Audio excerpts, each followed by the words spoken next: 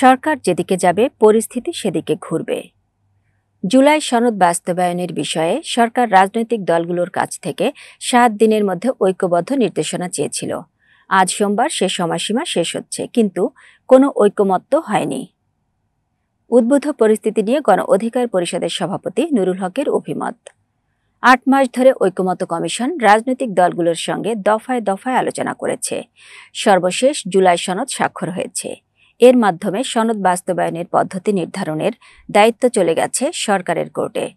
অন্তর্বর্তী সরকারের প্রধান উপদেষ্টা জুলাই সনদ বাস্তবায়নের আদেশ জারি করতে পারবে কিনা, হ্যাঁ বা না যেটাই হোক সেটা জানিয়ে দেওয়া দরকার। গণভোটের বিষয়ে আলোচনা হয়েছে, সেটি আগে নাকি পরে হবে সেটিও জানিয়ে দেওয়া দরকার। তা না করে সরকার যে রাজনৈতিক দলগুলোকে ঐক্যবদ্ধ সিদ্ধান্ত নিতে বলল, এটা বিবেচনা প্রসূত বলে মনে হয়নি। সবাই সংস্কার চায়, তবে এর পদ্ধতি নিয়ে ভিন্নমত রয়েছে। এটি বড় বিভাজন নয়, বরং সংস্কার না হলে সাধারণ মানুষের মধ্যে সংস্কার নিয়ে যে আকাঙ্ক্ষা তৈরি হয়েছে সেটিতে ধাক্কা খাবে। এই জাতীয় সংসদ নির্বাচন নিয়ে বড় দলগুলোর জোরালো অবস্থান দরকার। সংস্কার বাস্তবায়ন বিষয়ে সরকারকে কঠিন সিদ্ধান্ত নিতে হবে।